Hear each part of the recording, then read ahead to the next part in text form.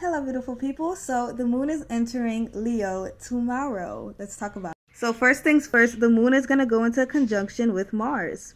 What this means is that our vitality, our energy is amplified. We have more energy than usual. We're ready to go. We're ready to work on our mission. We're visualizing where we want to be at, and we're planting seeds right now. We're setting in a certain intention right now. We're setting a certain goal right now, and we're really developing tunnel vision right now. Then the moon later on is going to conjunct Lilith. So this means we may feel embarrassed if we're not, because they're both in Leo. So we may feel embarrassed that we're not getting any attention, that we're not certain center stage, or that no one's paying attention to us. We might feel like, damn, I'm putting in all this hard work into my dreams, into my talents, and no one's paying attention to it. Like, what the fuck?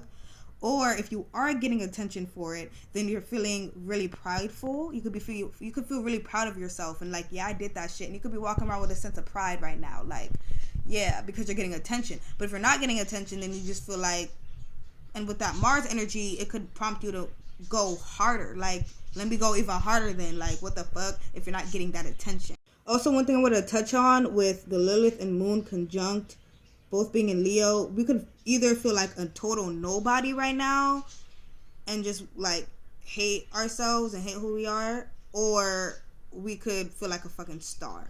We could feel like the center of attention. We could love ourselves right now, and we could just have a lot of pride right now.